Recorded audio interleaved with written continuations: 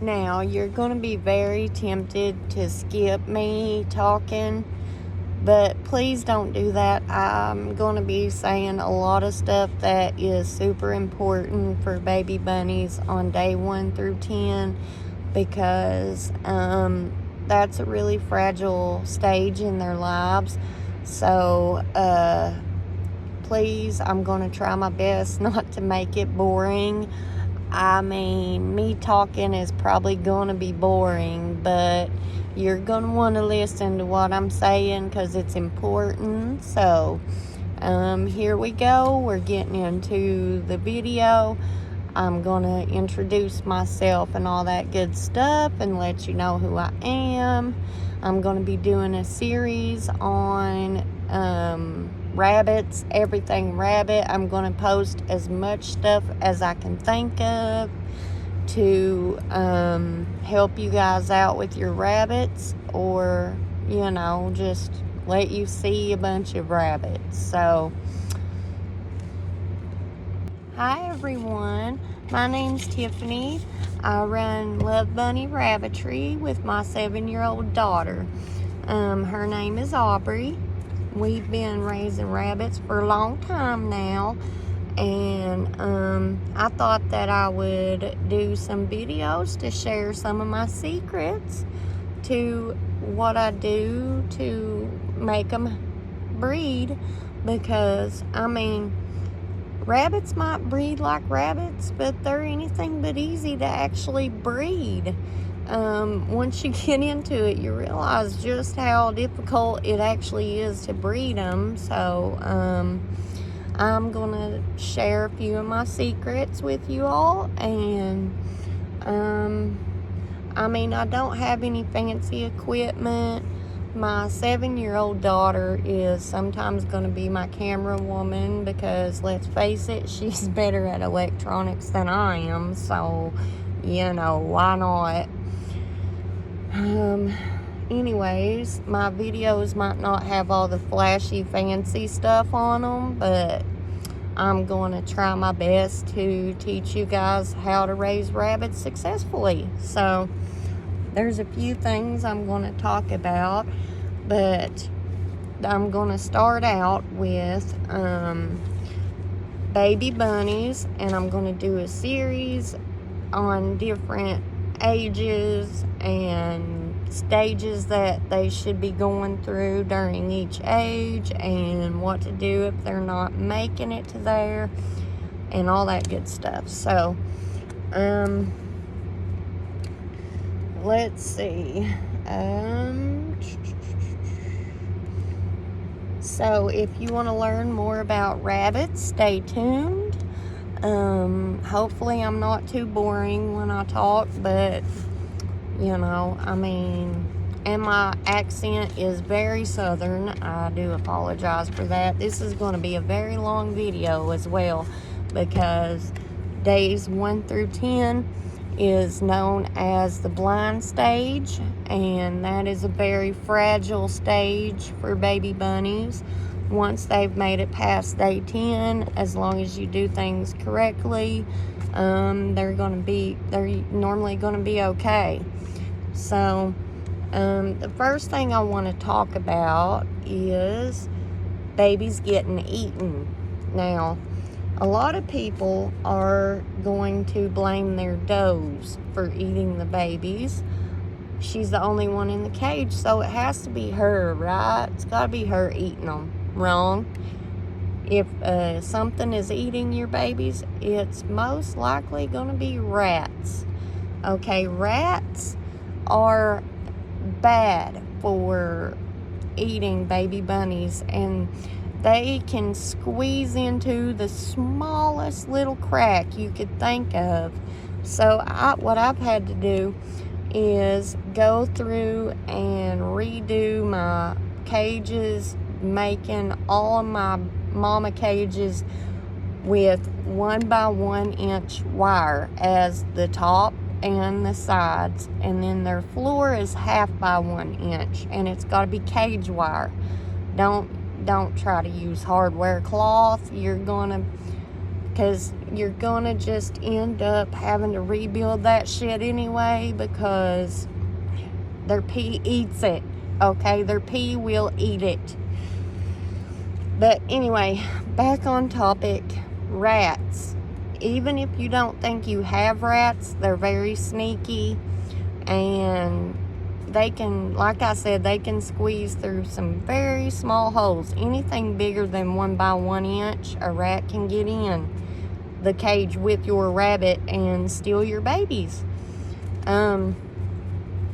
So, and they'll eat the whole litter too. Sometimes all at once, sometimes 1 or 2 here and there. You'll come up and one of your babies are missing, and you're like, Mom must have ate it. No, not Mom. Rats.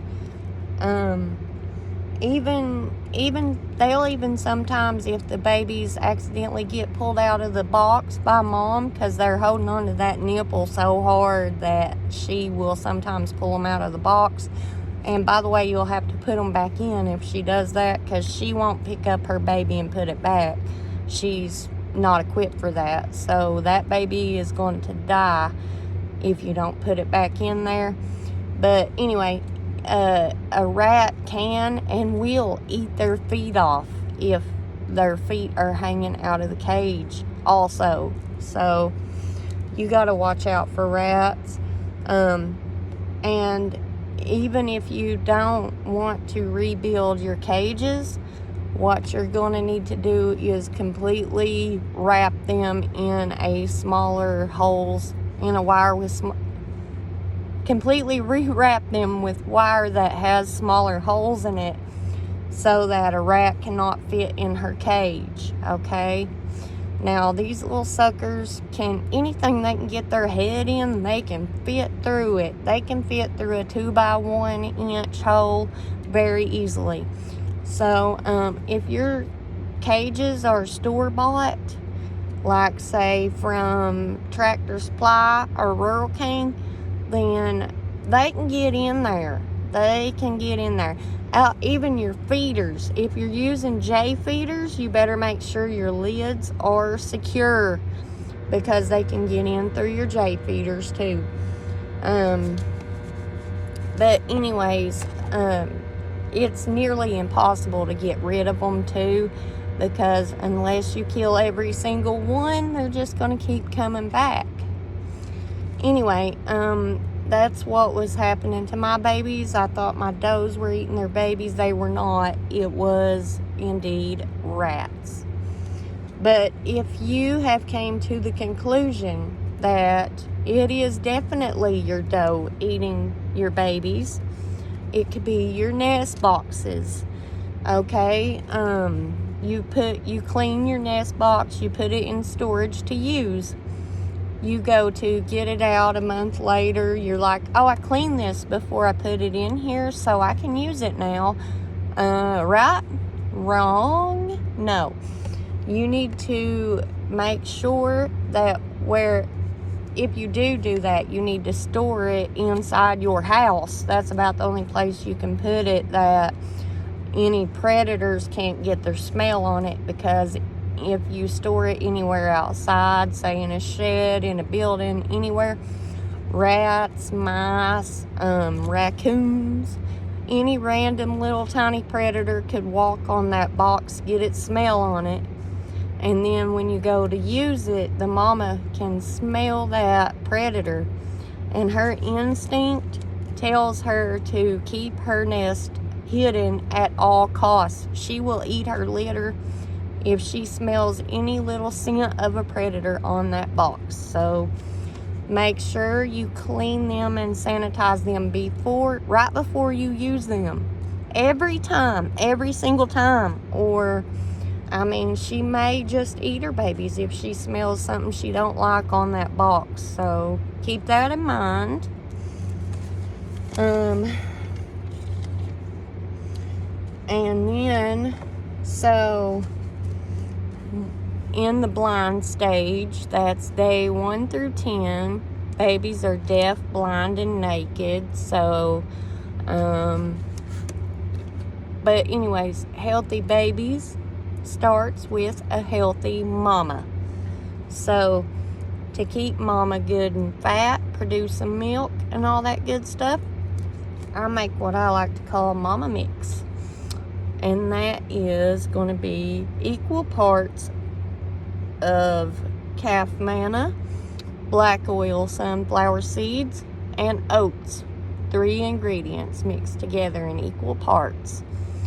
And then I take 1/4 cup of that a day and put it into a bowl separate from her feeder, because if you put it in their feeder, they're going to scratch it out and waste feed. So it's important to put it in a separate bowl than your feeder, and give that to them once a day. Fresh water daily. Make sure they have plenty of fresh water, however much they want. Get you some apple cider vinegar with mother. It's got to have the mother or it doesn't count. And put a cap full of that or 2 in their water every time you fill it up. That's going to help their stomach. It's going to help digestion. It's going to help all kinds of things. It's great.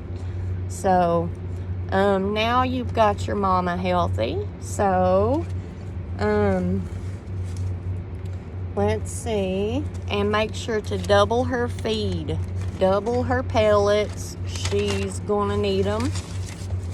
That's gonna keep her nice and fat. So now that we have discussed rats, we've discussed feed, we've discussed all that good stuff, let's make me shut up talking and get into the part you came here for, which is to see some baby bunnies. Sorry I talked for so long. I can't help it. I had a lot of stuff I wanted to talk about because of the first 10 days of baby bunnies' lives are so important, and there's so many things that you have to watch out for. So without any more talking, I'm sorry, here they are. Here's the baby bunnies. This is Chocolate's babies. She's my Dutch doe. She's chocolate colored. I bred her to a blue buck. She had 9 babies. These are 3 days old right now. I'm going to be keeping some of these, but some are going to be for sale. So if you're interested in purchasing one, the link to my Facebook group is down below. You can click that to get a hold of me.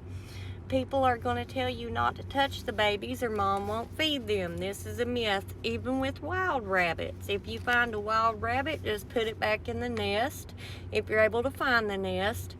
And they will raise the babies. It's nearly impossible to hand rear a baby rabbit, so if you can, breed 2 does at a time, so you'll have a backup mama in case something happens and one of the does doesn't take care of her litter. Fostering is a great tool as long as the babies are close to the same size. Mark them so you know which ones are which. I use a Sharpie in the ear and just put them in the other doe's nest with her babies, and she'll feed all of them. Actually, you need to pull the babies out from day 1 to check for stillborns and get those out. If left in there, they can attract bacteria and bugs. You don't want that stuff in your nest box. You want your nest box clean. Clean means healthy babies. This is Ginger's babies. She's my Holland Lop doe. They're 7 days old today. They started getting their fur 2 days ago. Around day 5 is when they do that usually. During the first 10 days in the blind stage, they will do what's known as popcorning. Anytime they feel something warm above them, they will start jumping like crazy trying to get mom's nipple. They think mom's coming to feed them. You have to make sure you have a good hold of them, or they will jump right out of your hands. You can underestimate how high they can jump. Also, in the first 14 days, especially the 1st through the 5th, they are extremely sensitive to cold. They are completely naked during the first 5 days, so even in the summer, if a kit gets dragged out of the box, you will need to put the baby back in the box with the other babies and make sure all the babies are in one pile so everyone gets fed. If they're separated into 2 piles, put them all in one. mom may not feed 2 piles of babies, so make sure you put them all together and check on them daily to make sure that they stay together. This is Sky's babies. She's my English Angora doe. These are 4 days old today. They are barely starting to get a little bit of fuzz. She had 5 babies. I plan on keeping 1 buck and 1 doe, so the rest will be for sale. Check the tummies are nice and round. If the rabbit is wrinkly and skinny, it's not being fed, so you may need to foster them to another mom. Check mom to see if she has milk. If so, you can hold her down to let the babies nurse if you don't have a foster mom. Don't be concerned if you don't see mom in the box all the time. Rabbits don't lay with their babies. They will only go in the box just long enough to feed the babies twice a day when nothing is watching, because it's their instinct to keep their nest hidden. They will watch from a distance. During the winter, you don't want to keep the babies out for long periods of time. You may chill them, so check them, then put them back as quick as you can if the temp is below 70 especially. It's important to know which rabbits are which, who the parents are, and the exact birthday and due date. I use a Sharpie to mark the insides of the ears. I number each kit in the litter from 1 to however many there are in the litter in the right ear. Then the litter ID, the first letter of the doe's name, first letter of the buck's, then the number of which litter it is for the 2. For example, Sky was bred to Rubble, and it's their 2nd litter together, so the ID will be SR2. This way, when I go to wean them, I can combine the litters and I'll still know who is who. To keep track of literally everything, I use an app called Everbreed, and it is the best app for breeding. I love it. It's simple to use. I can bring up any baby, give you a pedigree with 1 click, tell you its birthday, tell you anything you need to know about it. And it tells me when I need nest boxes, when my does are due, everything I need to know. Keeping good records makes your rabbits worth more money. Most people want to know the breed, age, and sex of the bunny that they're getting. Later I'll be doing a video on sexing bunnies, but for now we're not to that yet. We're in the first 10 days, so here we are at Jasmine's litter. She's my mini Rex doe. She had 4 babies. They're 4 days old today. Mini Rex babies and English Angora babies are so soft when you touch them, especially when they first start getting fur. If you want to learn more about rabbits, please don't forget to like, subscribe, or comment any questions you may have. I'll be happy to answer all questions. There are no stupid questions when it comes to rabbits. I'll be uploading more videos as I get the opportunity to do so. Thank you everyone so much for watching. I'll catch you in the next video. Bye. Just enjoy the cuteness that is the mini Rex pudgy baby. You can tell it's been fed. Look how fat. They're so cute. So cute and fat.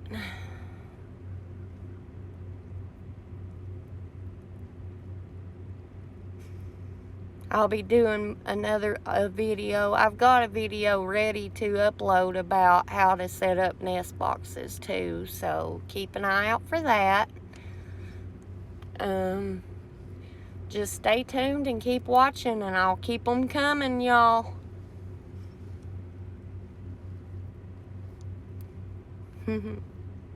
Little jumping beans. That's what I call them, little jumping beans, because they jump and popcorn around like that. They're bad for that sometimes. They go wild.